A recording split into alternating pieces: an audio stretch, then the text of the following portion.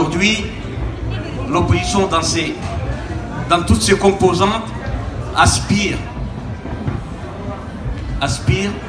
à une transition démocratique à Djibouti.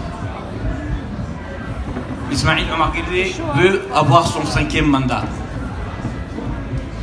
Et aujourd'hui, la clameur du peuple, il aspire à la liberté. Ils veulent une transition démocratique. Ils veulent que cela change radicalement. Parce que 42 ans, c'est quand même la vie de 2 générations qui a été sacrifiée.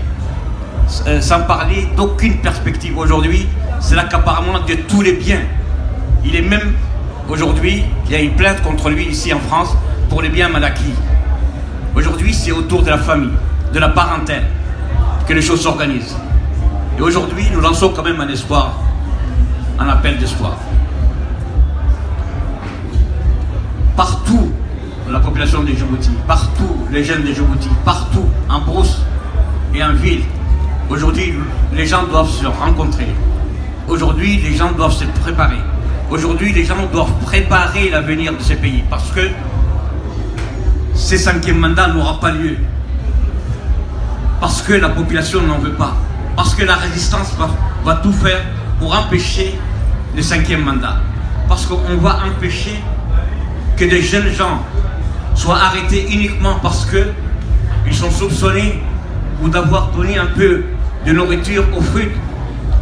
Des enseignants sont aujourd'hui en prison tout simplement parce qu'ils ont créé une école privée qui faisait concurrence au ministère de l'éducation. Des jeunes gens sont arrêtés à chaque jour parce qu'ils l'ont bloqué, parce qu'ils ont écrit quelque chose sur les réseaux sociaux. Il faut que cela s'arrête. Et nous comptons sur tous nos amis français.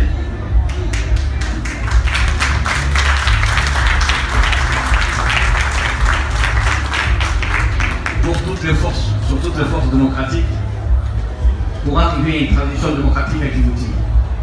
Et je voudrais aujourd'hui parler aussi d'un cas dont on n'a pas souvent parlé. C'est encore un prisonnier politique. Il s'appelle Redoum Aboubakar. Depuis 2 ans, il croupit dans le géol de Gabon. Depuis 2 ans, il est torturé. Depuis 2 ans, il n'a jamais vu ni un médecin, il n'a jamais vu un avocat. On dirait, c'est la même chose qui se répète comme pour Mohamed Hamid Jabhat. Et aujourd'hui, on arrête à Djibouti pour vraiment, d'une façon arbitraire. C'est la raison pour laquelle, aujourd'hui, ce régime-là a assez duré. Et il faut vraiment qu'on s'en débarrasse. Merci. Merci Mohamed. Vous m'avez entendu terminer mon propos sur le mot il n'est pas interdit de rêver. J'ai dit ça simplement parce que j'observe, sans doute comme vous, ce qui est en train de se passer dans cette région. El Béchir est parti. Enfin, elle est partie. On l'a chassé, et il sera jugé, et j'espère qu'il paiera pour l'ensemble de ses crimes, y compris qu'il rendra l'argent qu'il a pillé. Donc rêvez, le Soudan a bougé, le peuple soudanais a bougé, les femmes soudanaises ont fait en sorte que ce tyran s'en aille. Entre parenthèses, la ministre des Affaires étrangères du Soudan actuel est une femme. Permettez-moi de saluer les femmes qui sont ici présentes dans ce débat. Et puisque je parle des femmes, je voudrais aussi en profiter pour saluer Sylvie Jean, qui est là-bas au fond. Mohamed, c'est la première personne qui t'a rendu visite dans ta prison à Gabon en 97-98. Il faut se rappeler ce genre, c'est-à-dire les actes de solidarité concrète à l'égard du combat que mène Mohamed Kanami de la part des communistes français ne datent pas d'aujourd'hui. C'est un combat ancien, durable, et c'est un combat vrai. C'est pas un combat pour faire le bien dans le décor. Voilà, donc je vais laisser la parole maintenant à Pierre pour nous dire un petit peu son sentiment sur cette situation et peut-être nous faire part de quelques idées. Oui, merci à tous. Bon, je tenais évidemment à être parmi vous. Je m'excuse par avance parce que je ne pourrais pas rester dans le débat. Donc après avoir, c'est pas très poli, mais après avoir parlé, je vais m'éclipser pour participer à une autre initiative dans la fête.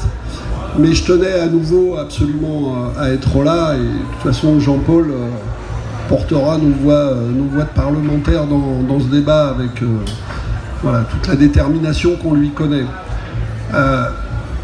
Moi, ce que je veux dire, c'est que je pense que pour une double raison, l'état de vigilance et de mobilisation doit rester maximum. À la fois pour Mohamed, et je vais dire pourquoi je pense qu'il faut absolument rester complètement mobilisé, et puis pour la raison qu'il vient de donner, c'est le combat pour l'avenir de Djibouti. Je dis double inquiétude parce que si les premières initiatives que nous avons prises les uns et les autres ont permis de porter sur la place publique la question de la défense de Mohamed, je pense que la vigilance doit être totale et le danger demeure parce que les relations coupables du gouvernement français avec les régimes de la région continuent. L'attitude de la France dans toute cette région est notamment marquée par la complicité